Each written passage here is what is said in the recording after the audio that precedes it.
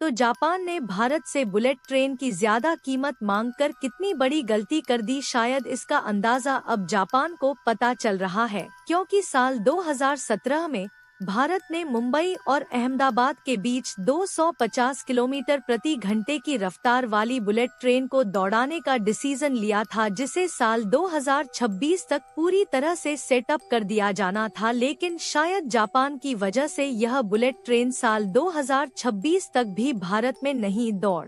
पाएगी, क्योंकि जापान की बुलेट ट्रेन बनाने वाली कंपनी हिताची और कावासाकी की तरफ से इंडियन रेलवे से ज्यादा कीमत वसूलने की कोशिश की जा रही है। लेकिन अब भारत के रेल मिनिस्टर अश्विनी वैष्णव ने फैसला लिया है कि हम बुलेट ट्रेन को खुद ही भारत में बनाएंगे और इसके लिए हमें विदेशी टेक्नोलॉजी की कोई जरूरत नहीं है। और यह फैसला भारत की तरफ से ऐसे समय पर लिया गया है जब जापानीज कंपनी की तरफ से बुलेट ट्रेन के लिए दाम बढ़ा दिया गया है और जापान की बुलेट ट्रेन बनाने वाली कंपनी ने सीधा कह दिया है कि एक बुलेट ट्रेन के लिए इंडियन रेलवे को 460 करोड़ रुपए देने होंगे। तब से लेकर अब तक स्ट्रेस का माहौल छाया हुआ है और इसीलिए भारत की आईसीएफ, जो कि भारत की इंडिपेंडेंस रेलवे प्रोडक्शन कंपनी है, यह इंजीनियसली बुलेट ट्रेन को बनाकर दौड़ाने के लिए भरपूर प्रयास में जुट चुकी है। और जापान को शायद अब यह समझ में आ रहा है कि उन्होंने बुलेट ट्रेन के दाम को बढ़ाकर कितनी बड़ी गलती कर दी है। पूरी अपडेट क्या है, वीडियो में समझते हैं। लेकिन आगे बढ़ने से पहले भारत ने स्वदेशी तौर पर बुलेट ट्रेन बनाने का फैसला ले लिया है। इसके लिए वीडियो को एक लाइक करके चैनल को सब्सक्राइब जरूर कर लीजिए, क्योंकि यह आपके लिए 1 सेकंड का काम है, लेकिन इससे हमारी काफी बड़ी मदद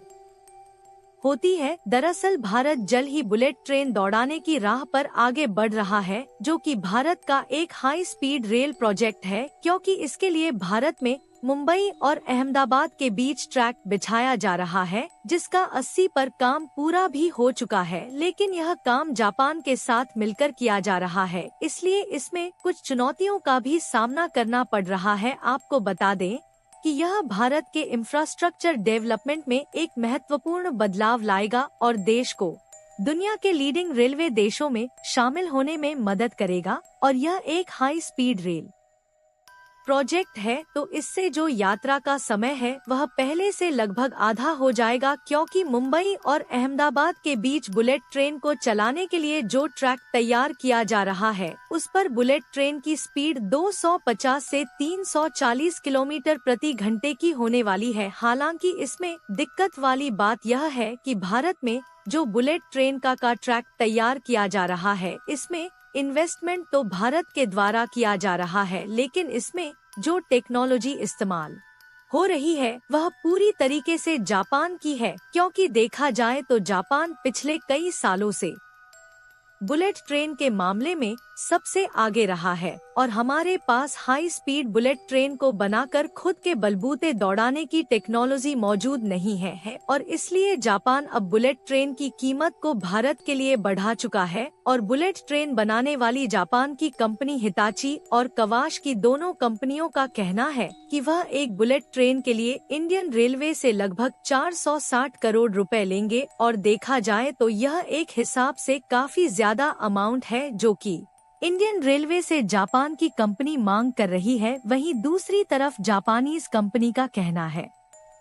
कि भारत में क्लाइमेट चेंज बिल्कुल अलग है, इसलिए हमारे पास जो एडजस्टिफाई में भारत के एनवायरनमेंट के हिसाब से बदलाव करने होंगे। और क्योंकि यह ऑन दी सेल प्रोडक्ट नहीं है, इसलिए जापान की बुलेट ट्रेनों को प्रॉपर तरीके से भारत में दौड़ने के लिए उसमें बहुत सारे मॉडिफिकेशन करने होंगे, जैसे कि एयर कंडीशनिंग और फिर धूल को कंट्रोल करने के लिए क्या क्या किया जाना है। इन सभी को फिगर आउट करके भारत की वेदर कंडीशन के हिसाब से मॉडिफिकेशन किया जाएगा। इसलिए जापान से इंडियन रेलवे के लिए बुलेट ट्रेन लेना थोड़ा महंगा पड़ रहा है। वैसे जापान को जब इसकी कीमत बढ़ाना ही था तो जापान की बुलेट ट्रेन बनाने वाली कंपनियां भारत की ICF, जो कि इस समय इंडियन रेलवे के प्रोजेक्ट को संभाल रही है, इनके साथ मिलकर इन बुलेट ट्रेन को बना सकती थी। इससे हमारे लिए बुलेट ट्रेन थोड़ा सस्ती पड़ जाती और इन बुलेट ट्रेन को जापान की टेक्नोलॉजी पर भारत में बनाकर तैयार कर लिया जाता, लेकिन शायद जापान ऐसा करना ही नहीं चाहता। खैर, कुछ भी हो, भारत की ICF इस समय बुलेट ट्रेन को खुद डेवलप करने पर जुट चुकी है। हालांकि भारत में जो बुलेट ट्रेन बनाई जा रही है वह जापान के जैसे एडवांस और हाईटेक तो नहीं होगी, जैसे कि वैक्यूम टॉयलेट और अन्य तमाम आधुनिक फीचर्स नहीं होंगे, क्योंकि भारत जो बुलेट ट्रेन डिजाइन कर रहा है वह कॉस्ट फोकस्ड है, यानी कि इसे कम लागत में बनाने का डिसीजन लिया गया है। इसलिए यहाँ पर वैक्यूम टॉयलेट की बजाय बायो टॉयलेट यूज किए जाएंगे। और दूसरी खास बात यह है कि इन बुलेट ट्रेन को इस तरह से डिजाइन किया जा रहा है ताकि 50 डिग्री सेल्सियस टेम्परेचर में आसानी से सरवाइव कर सके और इसके संचालन में कोई भी दिक्कत ना हो। और आपको बता दें कि भारत के लिए बुलेट ट्रेन को डेवलप करना उतना भी ज्यादा मुश्किल भरा काम नहीं है, क्योंकि ऑलरेडी भारत में वंदे भारत एक्सप्रेस चल रही है, जो कि देखा जाए तो एक प्रकार से बुलेट ट्रेन की टेक्नोलॉजी पर ही ज्यादातर बेस्ट है। और कमाल की बात यह है कि यह भारत की पहली सेमी हाई स्पीड ट्रेन है और इसे मेक इन इंडिया पहल के तहत भारतीय रेलवे के इंजीनियरों और वैज्ञानिकों द्वारा विकसित किया गया है। और इसे मात्र 18 महीने के समय अंतराल में भारत की ICF यानी कि इंटीग्रल कोच फैक्ट्री ने खुद भारत में स्वदेशी तौर पर डिजाइन और डेवलप करके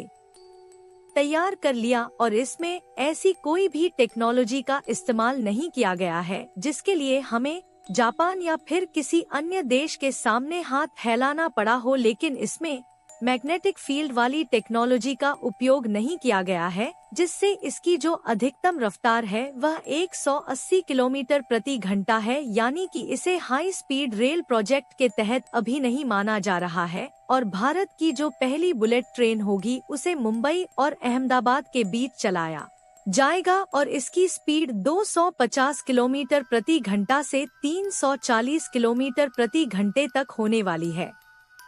क्योंकि इसमें मैग्नेटिक फील्ड की टेक्नोलॉजी का इस्तेमाल करके बनाया जाना है, जिससे पूरे तरीके से कंप्लीट होने में 1-2 सालों का और समय लग सकता है। और भारत इतने तक ही सीमित नहीं रहने वाला, बल्कि जल्द ही अंडर सी यानी कि समुद्र के अंदर से बुलेट ट्रेन को चलाने के लिए टनल के निर्माण का काम भी शुरू होने जा रहा है। और इस तरीके के अंडर वाटर टनल का निर्माण मान लगभग 10 मंजिलें की गहराई में किया जाएगा, जिसमें कोशिश यह रहेगी कि भारत और UAE के बीच एक ऐसा अंडर वाटर टनल तैयार किया जाए जिसमें बुलेट ट्रेन सीधे रास्ते के साथ ट्रेवल कर सके। हालांकि यह इतना भी आसान नहीं है, इसलिए शायद हमें विदेशी कंपनियों की भी मदद लेनी पड़ेगी, फिर चाहे भले ही इन्वेस्टमेंट ज्यादा ही क्यों ना हो, क्योंकि इस तरीके के प्रोजेक्ट में सिक्योरिटी का भी विशेष ध्यान रखा जाना सबसे ज्यादा जरूरी है। और भारत जिस तेजी के साथ बुलेट ट्रेन पर खुद काम कर रहा है, उससे हाल ही में जब G7 समिट में भारतीय प्रधानमंत्री गए थे तो जापान के द्वारा बुलेट ट्रेन की चर्चा की गई। और यदि हमें बुलेट ट्रेन को 1-2 सालों के अंदर दौड़ाना है तो जापान की मदद लेनी पड़ेगी, अन्यथा हम साल 2028 तक खुद के बलबूते बुलेट ट्रेन चला सकेंगे। बाकी आपको क्या लगता है कि हमें जापान से बुलेट ट्रेन खरीदनी चाहिए या फिर खुद बनाने पर फोकस करना चाहिए? अपनी राय कमेंट में जरूर बताएं और इस वीडियो को एक लाइक करके अपने मित्रों तक शेयर जरूर करें ताकि उन्हें भी जानकारी मिल सके। इसी तरह और भी नॉलेजेबल वीडियो देखने के लिए चैनल को सब्सक्राइब करके बेल आइकन को ऑल पर जरूर सेलेक्ट करें। जय श्री राम।